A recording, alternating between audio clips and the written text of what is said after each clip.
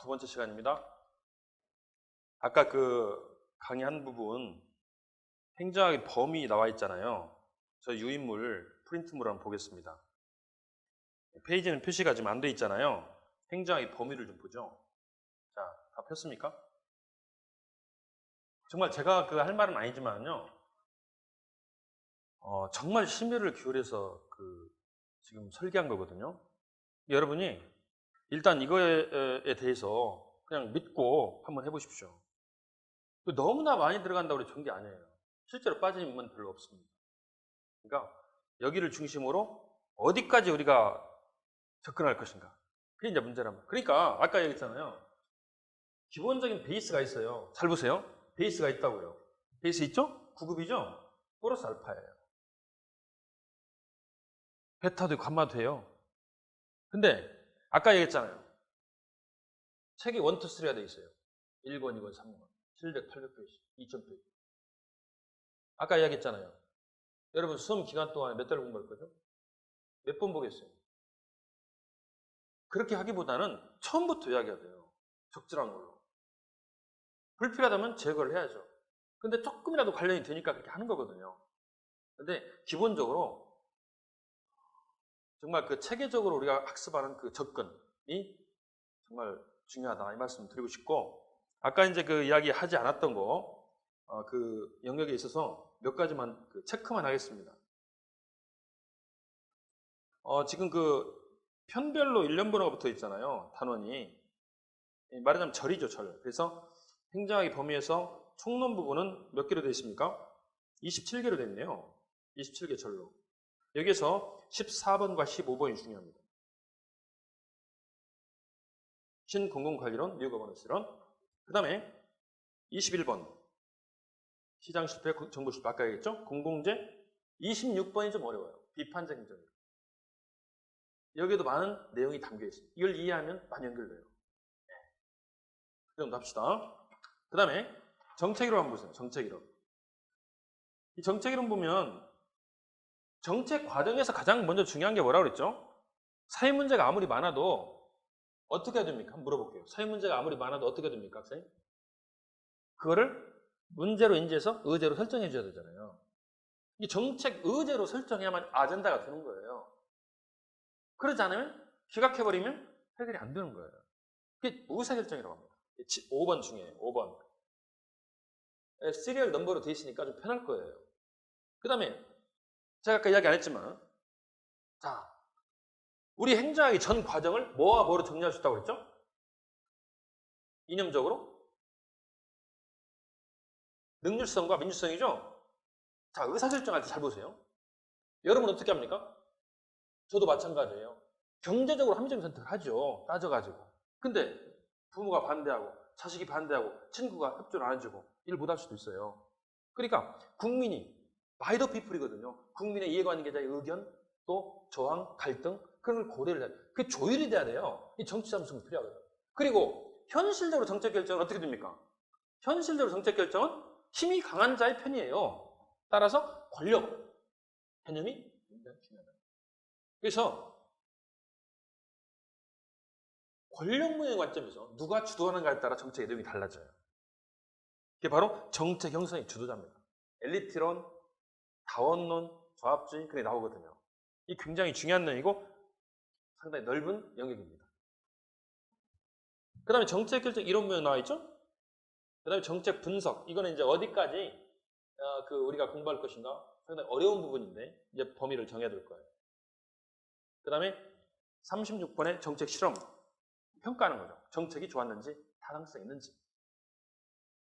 그 다음에 정말 중요한 게 주요 정리사항에서 44번입니다. 퀄리스 네트워크.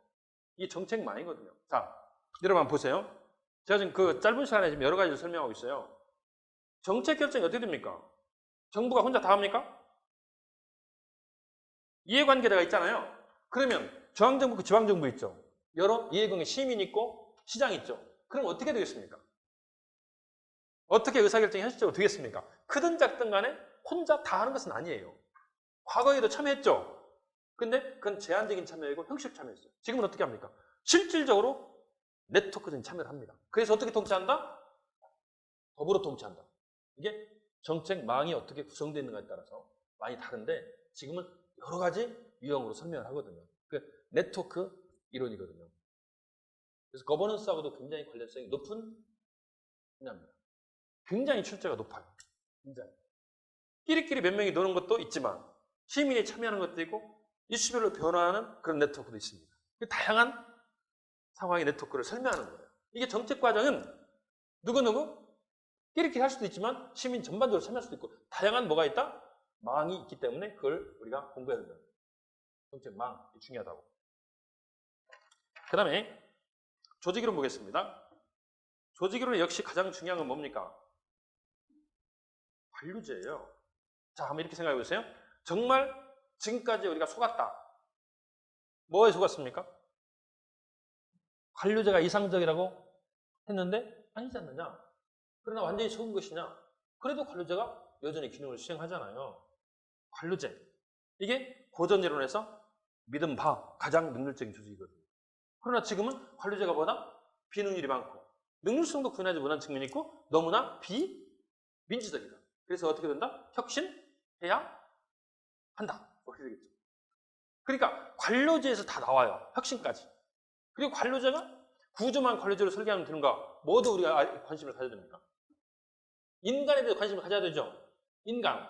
그래서 관리론이 나오는 거예요. 리더십 같은 거. 그 다음에 주요 정의사항 보겠습니다. 그래 21번 리더십, 29번 동기부여로 나왔죠. 그 다음에 33번, 35번 아까 중요하다고 그랬죠. 34번 중요하다고 그랬죠. 네, 그 정도입니다. 뭐 다 중요하지만 인사행정론에서 보면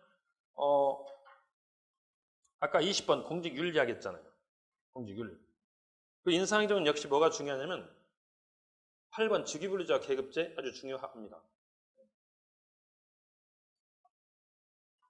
그 다음에 재무행정론 그대로 보면 되겠습니다. 예산 과정했고 제도 이벤트였습니다. 행정환류론, 지방행정론. 시간이 없으니까 이 정도만 일단 언급을 했고요. 자, 이번 시간에는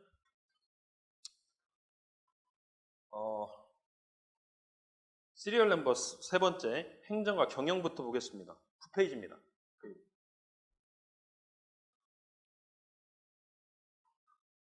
잘 보세요. 행정이라는 게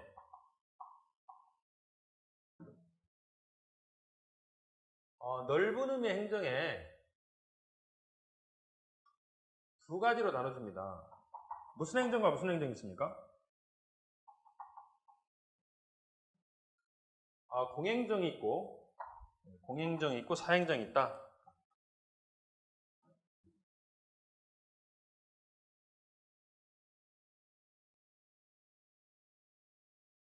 광의 행정에는 공행정과 사행정이 있습니다. 공행정은 뭡니까? 정부행정이고 사행정은 사기업체의 경영입니다. 자, 우선 정리 한번 해봅시다. 공행정과 사행정은 어떻게 다른가요? 잘 보세요. 공행정의 주체는 뭡니까? 정부기관이죠.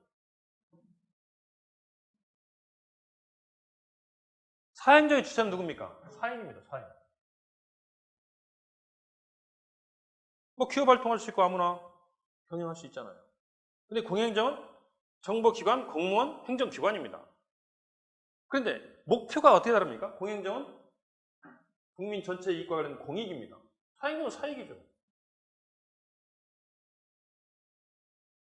그러면 이렇게 다른 측면만 있습니까? 상당히 비슷한 유사점이 있습니까? 없습니까? 유사점이 있기 때문에 사기업체에서 배울 수 있는 거 아닙니까? 그러니까 우리가 여기서 먼저 정리할 수 있는 건 이거예요. 공행정과 사행정은 유사점도 있고 차이점도 있다. 그러나 유사점만큼 정부가 그걸 도입할 수 있다. 그러나 차이점이 있기 때문에 적용에 한계가 있는 거죠. 자, 보겠습니다. 자, 유사점 한번 봅시다. 간단히 정리해야 돼요. 책에도 나와 있지만 같이 쓰면서 정리를 해봅시다. 첫 번째, 정말 중요한 게 뭡니까? 공행정이든 사행정이든 목표를 위한 수단이다. 이게 중요하다는 거죠. 자, 조직관리, 예산관리 다 수단입니다. 법규도 수단이고 정책도 수단입니다. 모든 행정은 그 자체가 목표가 될 수 없어요. 목표는 뭡니까? 공익이에요. 사기업체는 목표가 뭡니까? 이윤이에요. 그러니까 목표를 위한 수단이라는 측면에서 같다는 겁니다. 두 번째, 조직은 어떤 조직입니까? 보통 일반적으로 관료제 구조로 되어 있다는 거예요. 조직 구조가 계층제적인 관료제로 되어 있다는 거예요. 이게 비슷하다는 거예요. 그 다음에 세 번째는 뭘 지향한다고 그랬죠, 아까? 행정이든 경영이든 능률성을 지향하잖아요. 경제적 합리성을 지향하죠.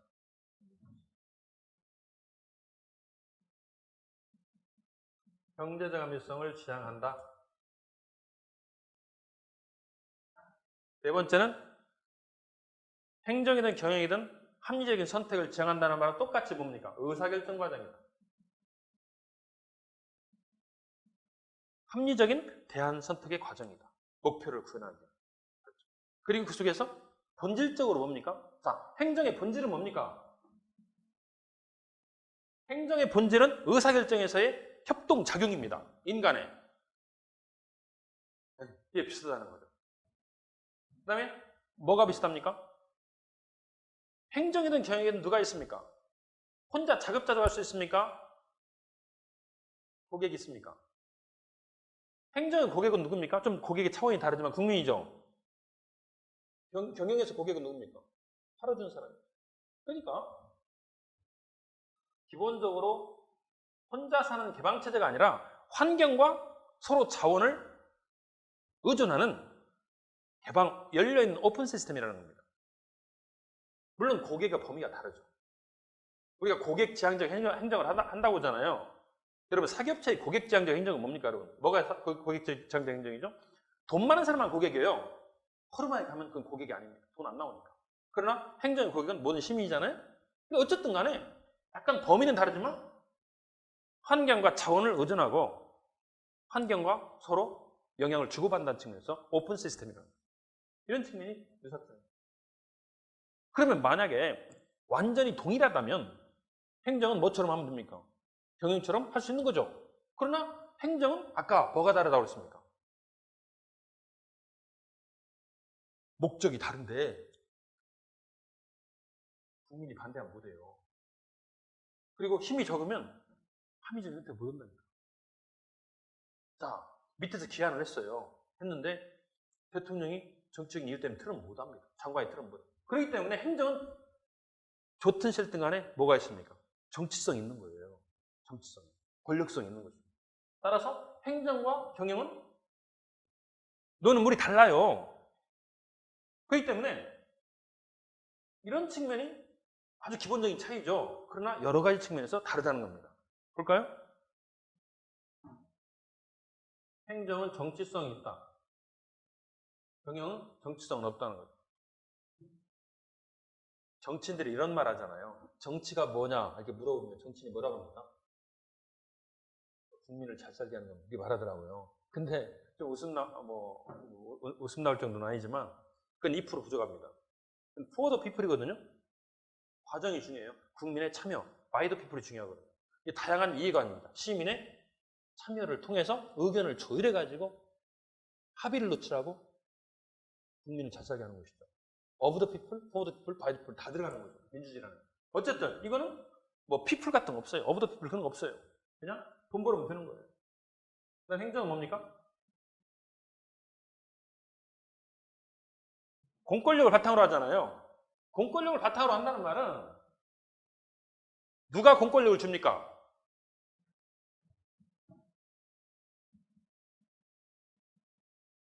법적인 통제가 아주 강력하고 이쪽은 약합니다. 자, 행정은요. 기본적으로 법에 근거가 있어야 돼요.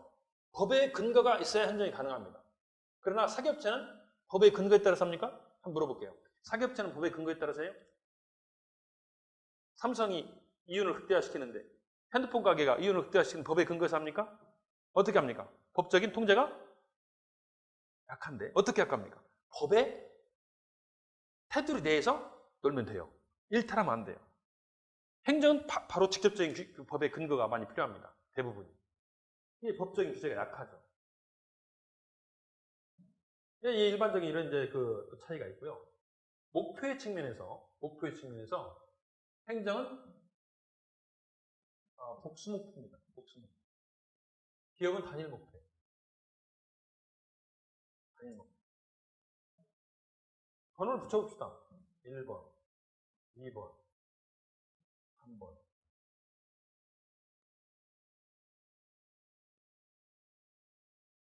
자, 행정의 목표는 측정이 가능합니까? 어렵습니까? 국방 서비스를 잘 제공했다고 했는지 성과를 측정하기 어렵죠? 사기업체는 결과가 바로 수치로 나오잖아요? 그러니까 이건 이제 복수 목표면서도 유형적이다. 이건 유형적이다. 목표의 측면에서.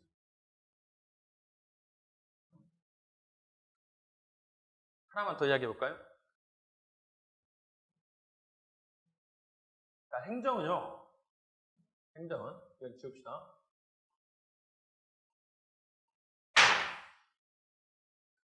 자, 행정은 경쟁체제로 기본적으로 운영됩니까? 독점적으로 행정을 합니까? 그 뜻이 뭐죠? 법에 따라서 분야별로 이건 네가 해, 이건 네가 해. 단일한 행정기관을 정해주죠? 국방서비스는 국방부죠. 서울시는 서울시청이 하죠. 부산시는 부산시청이 하죠. 동사무소 A는 동사무소가 하죠. 다 독점적으로 그 일을 하지. 빵가게처럼 이 집 저 집이 같이 경쟁하지 않습니다. 이 기능을 수행하는 건 그 영역에 딱 하나 있어요. 그러니까 거기에서 불친절하면 갈 자리가 없어요. 행정. 근데 사기업체는 빵 맛없으면 어떻게 합니까? 다른 가게로 가면 돼요. 서울시청이 불친절하다고 어떻게 합니까? 내가 그걸 바꾸지 않는 이상은 내가 부산으로 이사 갑니까? 그러니까 행정은 서비스가 독점적이다. 단일한 주체라는 거죠. 그러나 사기업체는 당연히 경쟁 시스템입니다. 이게 굉장히 이해가 필요해요. 네? 하나만 더 이야기합시다. 투명성의 문제. 트랜스페런시, 투명성, 공개성. 자, 사기업체는 공개합니까? 안 합니까? 사기업체의 활동을. 여러분의 그 경영 활동을 누가 공개하라면 말이 됩니까? 안 됩니까? 영업 비밀입니다. 사기업체는 원칙적 비밀주의 원칙이에요. 그런 행정은 국민 거기 때문에 오픈해야 됩니다. 유리차 행정이에요. 그래서 이건 행정은 공개성이 있지만 사기업체는 오히려 비밀주의 원칙이라니까요? 이런 측면에서 행정과 경영은 상당히 다르다는 거죠. 네. 그래서 유사점과 차이점을 잘 기억을 해주시는데, 자, 우리가 행정과 경영을 어쨌든 간에 구별을 명확하게 할 수가 있습니까? 없습니까? 상당히 모호한 영역이 많잖아요. 이게 있어요, 지금. 양자가 분명히 차이점이 있어요.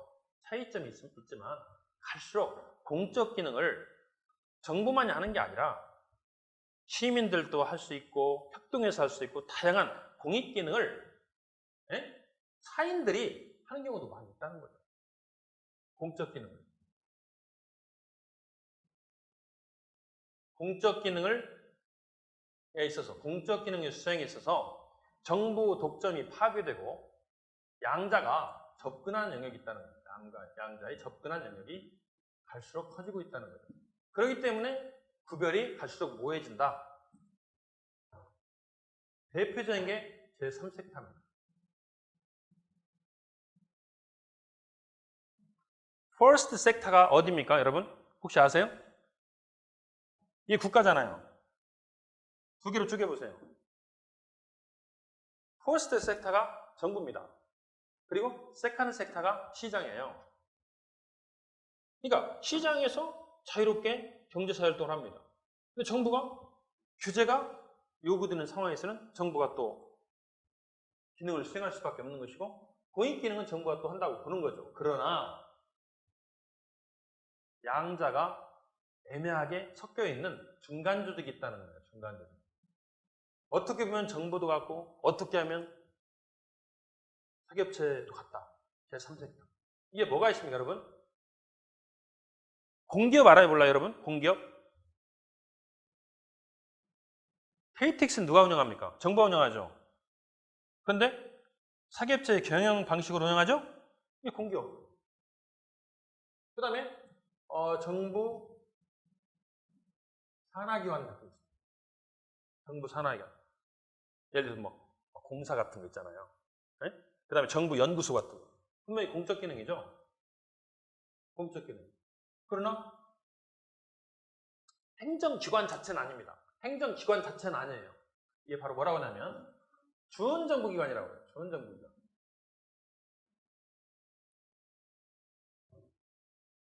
여러분 이 자체가 행정기관입니까? 행정기관이 아니잖아요. 3섹타에는 준정부 조직, 준정부 조직이거든요. 준정부. 정부 조직 자체는 아니지만 정부 조직에 준한다는 거죠. 그 말은 정부 조직과 비슷한 그런 기능을 수행하는데 정부 조직 자체는 아니라는 거죠. 정부 기관에 준한다는 거죠. 정부 조직 자체는 아니잖아요. 정부가 만든 법인들이란 말이죠. 그리고 이제 비정부 조직이 있거든요. 비정부 조직.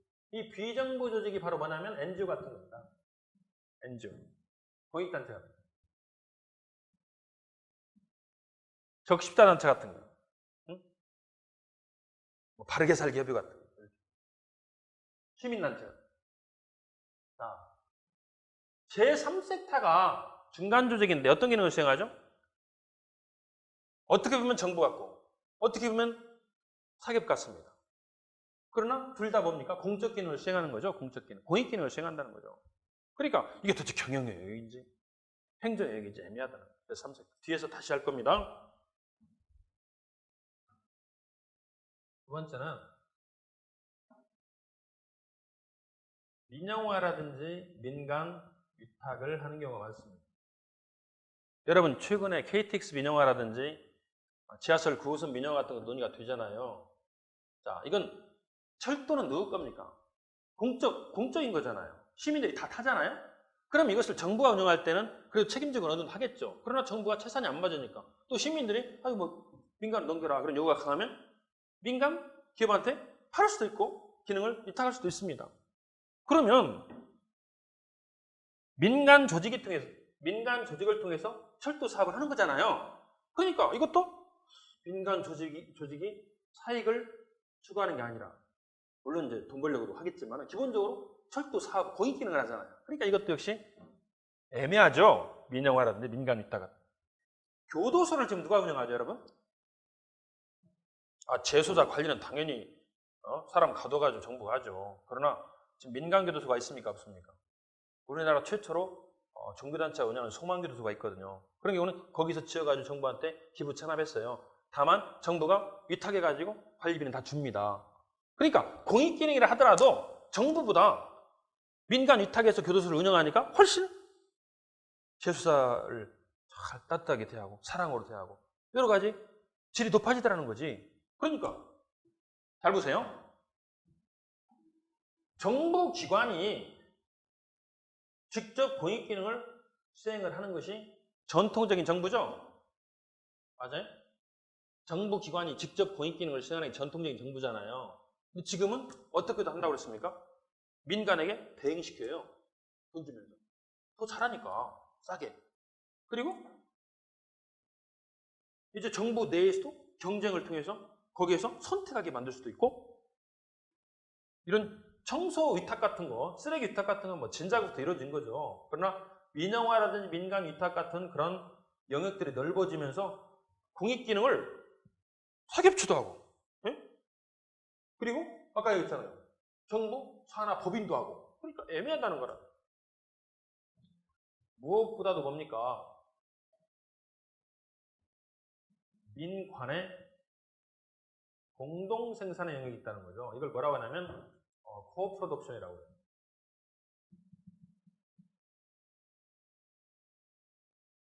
민간 자율 방범대 아세요? 여러분 시민들이 다 이기적인 사람만 있는 게 아니에요. 정말 이타적이고 헌신적인 사람들이 있습니다. 그러니까 자다 말고 한 바퀴 순찰하고 돌아오는 거죠. 네. 거리에서 확립하고. 그러니까 프로덕션이 뭡니까? 생산하는 거죠. 근데 같이 생산해요. 뭐를? 공공재를 같이 생산하는 거예요. 여기서 치안 서비스를 공동으로 생산하는 거예요. 자율 방범 조직을 통해서. 의용 소방대 있습니까? 없습니까? 의용 소방대 같은 거. 그리고 NGO가 뭐 하는 거죠? NGO도 사회복지 사업을 혼자 독립적으로 하는 겁니까? 정부의 지원을 받고 정부와 협조해서 하는 겁니까? 협조해서 하는 거죠. 자, 그러니까 행정이라는 것이 전통적으로 우리가 규정 한번 해보세요. 정부기관이 뭐를 위해서 한다? 공익을 위한 활동이라고 보잖아요? 전통적으로 정부기관이 공익을 위한 다양한 활동을 하는 게 행정이라고 본단 말이죠. 행정부가. 그러나 이제는 독점적으로 할 수도 있지만 민간에게 위탁해서 공익기능을 할 수도 있고 민간하고 경쟁적으로 할 수도 있고 시민하고 더불어서 같이 의사결정하고 같이 집행할 수도 있다는 거죠. 그러니까 지금은 무슨 행정이다? 행정학 2는 뭡니까? 그거부터 여러분 아셔야 돼요. 행정학 2는 뭐죠? 행정학 2는 공공부문의 새로운 관리입니다. 이게 신공공관리론이거든요. 뒤에서 말할 거예요. 그리고 행정학 2는 거버넌스예요. 거버넌스라는 것은 더불어서 협동해서 통치한다는 협치라고 그러거든요. 그러니까 이제는 행정과 경영이 명확하게 이게 행정이다, 이게 사행정이다, 공행정이다 말할 수 없는 거. 이게 도대체 민간인이 다양한 활동을 하는데 순수하게 돈 벌려고 하는 게 아니라 공익기능을 수행한다는 거죠. 그러니까 구별이 모호해지는 것이고 갈수록 뭐가 많아진다? 혼합 영역이 많아진다는 거예요. 여러분 대기업체가 기부합니까? 안 합니까? 기부. 왜 하겠어요? 나도 공익에 대해서 관심을 갖고 있다는 거죠. 그 말은 무슨 말입니까? 기업이 왜 이렇게 성장한 것은, 삼성기업 성장한 것은 시민들 때문이다. 사회적 책임을 나름대로 나타내는 거거든요. 물론 홍보지만. 그것도 일종의 공익기능으로 접근하는 거잖아요. 그러니까 어쨌든 간에 정부가 그냥 절대 왕조처럼 완전히 독점적으로 하는 행정이라는 건 물론 없겠죠. 그러나 갈수록 섞여 간다는 거예요. 그래서 지금은 이런 개념이 있어요. 제가 그냥 추상적인 이야기를 하는 게 아니라 지금의 정부, 지금의 행정은 더불어 다스립니다. 함께 다스립니다. 그러면 공공재를 같이 공급하는 추이에 있다. 코프로덕션. 그 말은 무슨 말입니까? 시민들이 정부를 믿는다, 못 믿는다? 국회도 못 믿고 관료제도 못 믿습니다. 대의제는 맡기는 거잖아요. 불신 때문에 직접 참여를 강조한다. 그래서 가장 중요한 게 뭡니까? 굉장히 시민 참여입니다. 그 시민 참여에 극명하게 나타난 것이 바로 거버넌스, 협치, 더불어 통치한다는 것이고, 그 다음에 경제적 합리성을 이야기했잖아요. 경제적 합리성을 높이기 위해서 어떻게 했습니까? 민간에게 위탁해요. 그리고 민영화해요. 경제적 합리성. 그러니까 아까 신공공관리론은 뭡니까? 정부를 어떻게 운영하죠? 기업가적으로 운영하자. 시장 지향적 정부라는 거예요. 그러니까 지금은 행정과 경영이라는 자체가 엄격하게 논의하는 것은 실익이 별로 없어요. 다만 행정과 경영은 어느 정도 차이가 있다. 차이가 없진 않죠. 그러나 차이가 있다는 전제에서 최대한 혼합 영역이 늘어나고 있다. 그렇게 보면 돼요. 그래서 어쨌든 간에 공적 기능을 같이 협동을 통해서 하려는 경향이 있다. 이렇게 이제 봐주시면 되겠습니다. 이게 가장 포인트가 되겠고요. 책 9페이지 한번 봐주실래요? 행정과 경영의 유사점과 차이점 나와 있죠. 아까 이야기한 그대로입니다. 자, 그 다음에 행정과 경영의 차이점, 박스 나와 있죠? 이것도 상대적인 차이라고 그랬잖아요. 다 설명이 된 것 같습니다. 양자는 상대적인 그런 관점에서 접근하고 있다. 그렇죠? 자, 행정의 경영화 나와 있잖아요. 그것도 금방 여러분 이해가 되실 거예요. 행정의 경영화의 자, 한번 읽어보세요. 행정의 경영화란 10페이지 정부 행정의 기업 경영력 사고 민간의 조직 운영 방식을 도입해서 대응성을 제고하려는 거다. 다음 페이지 한번 봅시다. 11페이지. 자, 여러분 경영기법을 도입하는 가장 중요한 이유가 뭡니까? 성과입니다. 성과. 과거의 행정이라는 것은 성과보다는 뭐죠? 자원을 전략하고 여기에 이렇게 투입해라. 이것은 이런 절차에 따라서라. 이런 법규에 따라서라. 자원을 투입하고 행정을 하는 자체의 통제를 합니다. 투입지향적인 행정인데 이제는 성과지향적 행정입니다. 목표지향적 행정입니다. 여기 나와 있는 것은요. 뒤에서 여러 번 반복을 할 겁니다. 근데 대신 공공관리론 New Public Management 관련된 거예요. 자, 여러분 적으세요. 공공관리를 어떻게 한다? 새롭게 한다. 이 1980년대 이후부터거든요. 공공관리의 관리에 있어서 새로운 사조를 말합니다. 이 새로운 사조라는 것은 핵심이 뭡니까? 기업가적 정보를 구현한다는 거예요. 따라서 정부는 가급적인 규제를 하지 말아라. 시장에 맡겨라. 가급적이면 정부가 못할 것 같으면 민간에 넘겨라. 신자유주의. 성과를 높이자는 거예요. 그러면 신공공관리론에서 가장 강조하는 게 경쟁적 정부. 경쟁적 정부. 성과 지향적 정부를 강조하거든요. 그래서 여기 오스본과 게블러의 기업가적 정보의 10대 원리가 있는데요. 적어두세요. 뒤에 또 나옵니다. 이 두 사람은 클린턴 정부 있잖아요. 클린턴 정부의 개혁에 중요한 기초를 제공한 사람인데요. 이 두 사람이 공저로 쓴 책이 있습니다. 이게 바로 정부의 재발명입니다. 써주세요. 정부의 재발명. 어떻게 정부를 재발명해야 되죠? Reinventing Government예요. 시장 지향적 정부. 기업가적인 경영관리법을 도입하자는 거죠. 정부가 하지도 못하면서 다 하려고 독점하려고 하지 말으라는 거죠. 정부 내에서도 경쟁이 필요합니다. 성과를 얻으려면. 그래서 몇 번 나옵니까 여기? 첫 번째 촉매적 정부라는 건 뭐냐면 정부가 직접 행정을 수행하려고 할 게 아니라 민간이 일을 할 수 있도록 연결을 시켜주라는 거예요. 촉매적 정부입니다. 정부는 기본적으로 정책을 결정하고 방향 잡기에 주력하라는 겁니다. 하지도 못하면서 다 노를 저으려면 얼마나 힘듭니까? 그런 건 다 민간에 넘길 수도 있고 밑에 분권화 시킬 수도 있다는 거예요. 그래서 지역사회 소유, 경쟁적 정부, 임무지향적 정부, 결과적 정부 다 뭡니까? 성과, 임무, 결과, 그렇죠. 목표 그런 거죠. 기업가의 정신, 분권, 시장 이건 뒤에 나오는데 일단 정리가 됐기 때문에 언급을 한 거고요. 자, 이리 한번 넘겨본다고 합시다. 행정을 이리 넘겼습니다. 어떤 문제가 있습니까? 민간 기업이 철도를 기능을 일부라도 이제 받는 것은 민영화해서 자기가 인수해서 받는 것은 뭐 때문입니까? 물론 공익 기능을 수행하는 거죠. 그러나 자체적으로는 마진이 남으니까 하는 것이겠죠? 그러면 누구를 생각하겠습니까?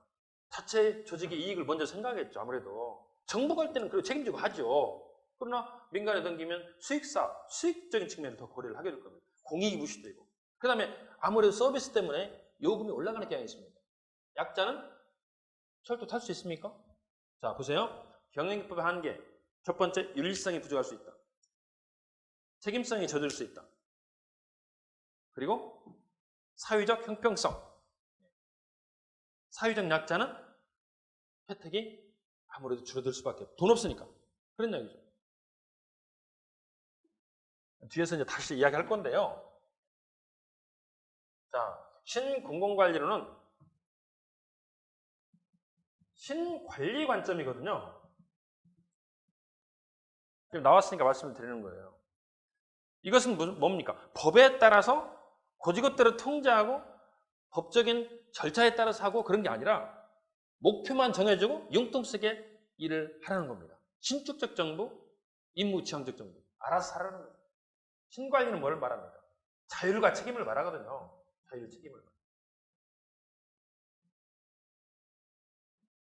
그러면 아무래도 통제가 어렵죠. 법은 왜 있습니까? 그렇기 때문에 기본적으로 민영화 같은 것은 행정의 통제가 어려워질 수밖에 없는 한계가 있다는 겁니다. 그리고 목표, 성과 측정이 어렵다. 그런 문제죠. 자, 여러분. 사기업체는 뭘로 동기부여를 합니까? 돈으로 하죠. 유의제적인 보상. 너무나 성과급 좋아하면 안 돼요. 그러면 애국심이라든지 인화 같은 거 조직의 공동체 무실입니다. 돈만 생각하기 때문에. 그래서 유의제적인 동기부여라는 말은 무슨 말입니까?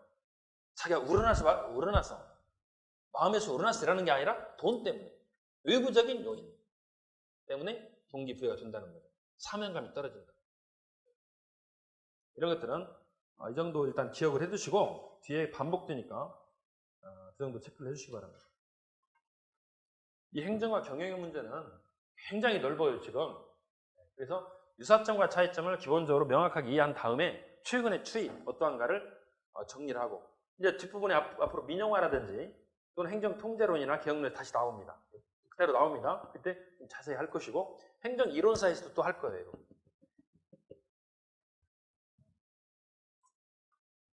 자, 그 다음에요.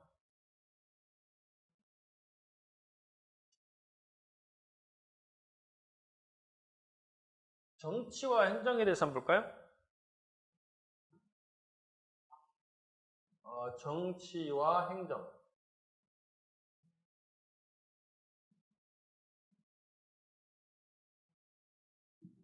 자, 행정이 경영과 비슷합니다. 그러나 다른 면이 뭐가 있습니까? 정치적인 측면이 있고 또 국민을 상대로 하기 때문에 정치 영향이 불가피하다고 그랬습니다. 그러면 행정과 정치는 어떻게 이제 구별할 수 있을까요? 여러분 정치가 뭐 하는 거죠? 기본적으로 입법 병역이죠. 입법. 행정부는 뭐의 영역입니까? 아니, 행정은 행정부 영역이죠. 네, 행정은 행정부 영역이죠. 자, 우선 구별부터 합시다. 뭐를 전제로 지금 구별하는 거죠? 기억하세요? 3권 분립을 전제로. 3권 분립을 전제로 정부가 할 일이 있고 정치가 할 일이 있고 행정이 할 일이 있다. 정치가 할 일이 뭡니까, 여러분? 국회의원들이 할 일이 뭡니까? 자, 잘 보세요. 국회의원들이 할 일이 잘 보세요. 국민의 의견을 다 반영합니다. 참여를 토대로 해서 다양한 이해관계자, 국민을 참여를 토대로 해서 국가의사를 결정합니다. 그 국가의사 결정된 게 뭡니까? 바로 어떻게 나아갈 것인가 결정한 게 정책입니다. 이 정책을 결정합니다.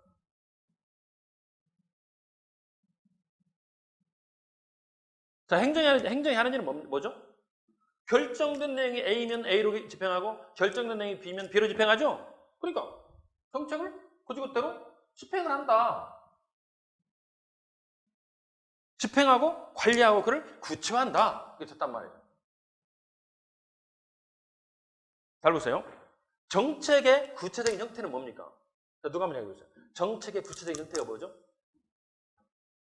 정책의 구체적인 형태가 뭐냐고. 법률이거든요. 방금 아까 얘기했잖아요. 법률. 그래서 본인이 대답을 그렇게 했어요.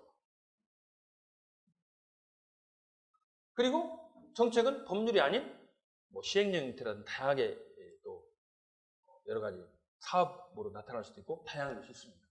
자, 어쨌든 간에. 그렇죠. 그 다음에 정치권에서는 A, B, C 대안들이 있습니다. 국회의원들이 하는 게 뭐죠? A로 정책을 결정할 수도 있고 B로 결정할 수도 있잖아요. 그러니까 뭡니까? 어떤 게 가치 있는 대안인가를 선택하는 게 정치 영역이에요. 여러분 어떤 게 가치 있죠? 몰라요. 그러나 여러 가지 고려를 해서 국회의원들이 합의해서 결정하는 거죠? 이게 가치 판단 영역이라고. 가치 판단 영역. 정치는 원래. 근데 행정은 결정된 내용들을 집행을 해야 되잖아요. 여러분 이게 굉장히 이론적으로 중요한 거예요. 이거 지금 우리가 공부하는 걸 이해를 해야만이 앞으로 공부를 할 수 있습니다. 가치 판단은 뭐라고요? 무엇이 가치 있는가를 판단하는 거예요. 어떤 대안이. 근데 3권 분립을 전제로 할 때는 행정은 뭐 하는 겁니까? 주제넘게 가치 판단하면 안 돼요. 결정된 내용들을 집행하는 거니까 어떻게 결정되는가 사실만 확인하면 돼요. 그래서 뭐라고 합니까? 사실 판단이라고 해요. 3권 분립을 전제로 했을 때 결정은 어머니가 하고 아버지가 하고 집행은 누가 합니까? 자녀들이 한다는 셈이죠. 이를테면. 그러면 어떤 게 가치 있는가를 판단하는 게 국회의원들 정치권의 영역이고 행정은 결정된 사실 A로 결정됐는가 그 사실이 어떠한가? B로 결정된다가 사실만 판단해서 집행하면 되는 거예요. 그건 가치 중립이라고 합니다. 자, 아주 중요한 이야기 할게요. 정치와 행정은 이렇게 구별이 되죠? 하나 물어볼게요. 정말 이렇게 단절되어 있습니까? 양자는 좀 연결되어 있습니까?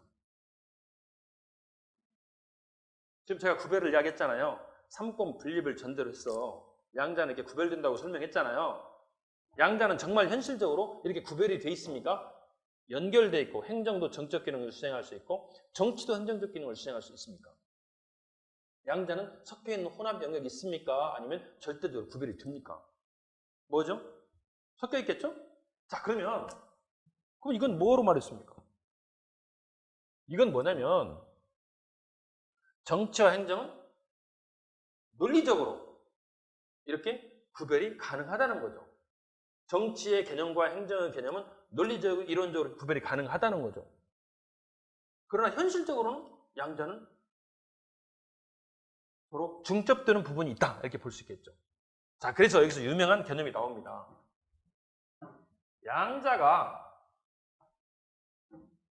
양자는 구분된다. 양자는 차이가 있다.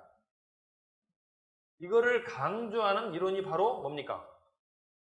정치와 행정의 구분론입니다. 이걸 정치행정 몇 원론? 정치행정 이원론이라고 합니다.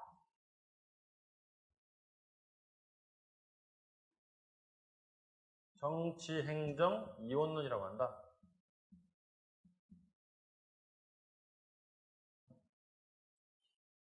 양자는 구별이 물론 되지만 어느 정도 중첩적이고 행정도 정적 기능을 수행하지 않느냐.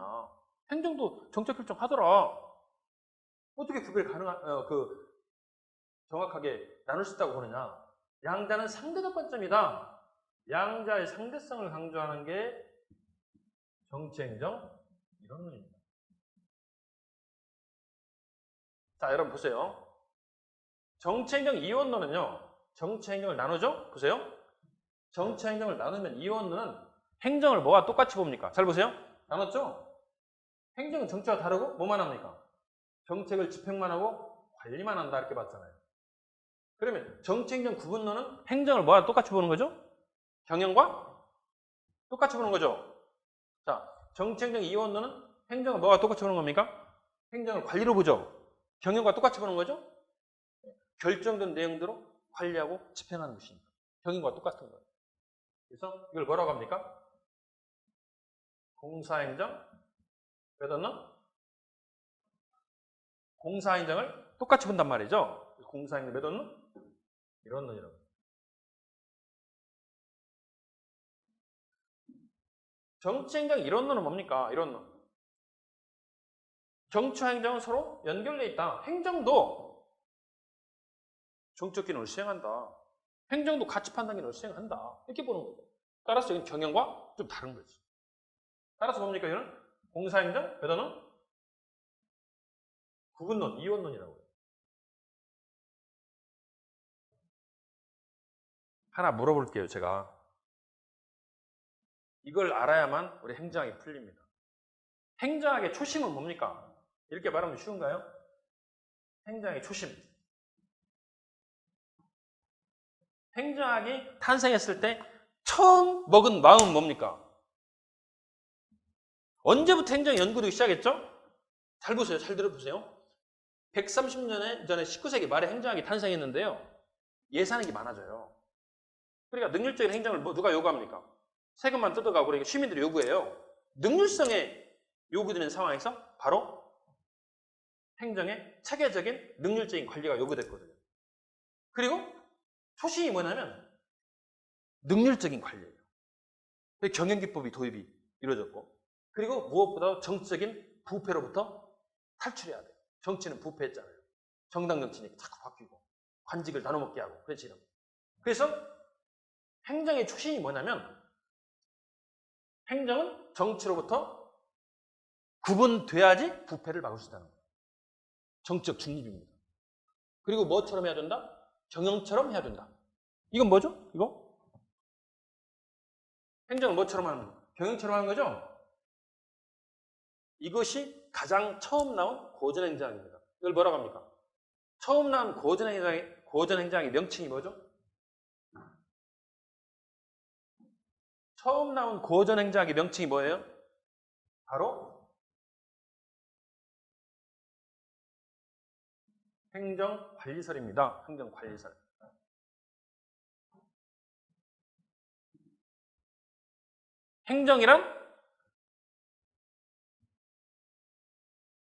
행정이란 뭐다?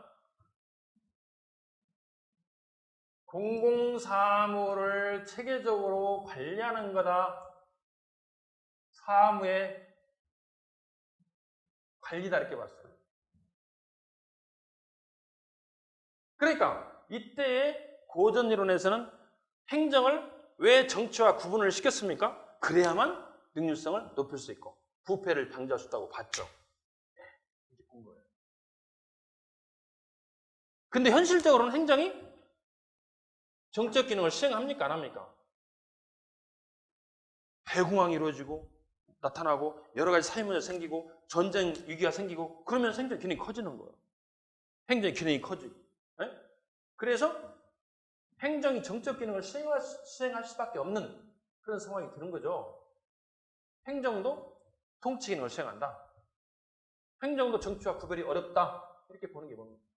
그 다음 나온 그런 이론이 바로 유명한 통치 기능설입니다. 그럼 이거 뭡니까? 행정은 뭐다? 통치 과정의 일부다. 그런 거예요. 자, 그러면요. 정치와 행정과의 관계를 놓고 우리가 어떻게 설명할 수 있습니까? 제일 먼저 나온 이론은 행정과 정치를 구분하죠? 이거 보세요. 가장 먼저 나온 이론이 행정과 정치를 구분합니다. 예? 그 다음 두 번째 나온 이론은 행정과 정치의 상대성을 강조합니다. 이론입니다. 이론. 그 다음에 이제 세 번째 나온 이론은 다시 새롭게 관리가 중시되고 행정과 정치의 구분을 강조하는 이론이 나옵니다. 이게 이제 행정 행태론이거든요. 뒤에서 자세하게 설명을 합니다. 행정 행태설. 그 다음에 발전 기능설 이렇게 나가는데요. 여기에 대해서 체계적인 이해가 필요하다. 자, 뭔지는 몰라도 자세히 설명은 안 됐지만 정치와 행정과의 관계를 놓고 어떻게 시대에 따라서 관념이 변화됐죠? 제일 먼저 탄생한 관념이 행정은 정치로부터 분리돼야만이 부패를 방지할 수 있고 능률적으로 기능할 수 있다 해서 나온 게 뭐다? 행정관리설입니다. 이게 바로 최초의 행정학이에요. 최초 행정학은 행정을 관리로 본다. 누가 이 행정관리설에 불을 당겼습니까? 행정은 관리다. 누구죠? 이게 한번 힌트를 드릴게요. 1887년 이후에 이게 탄생한 거예요. 유명한 위드로우 윌슨입니다. 윌슨의 행정연구라는 논문에서부터 행정관리설이 탄생합니다. 이것은 다음 시간에 하겠습니다. 다음 시간에 뵙겠습니다. 예.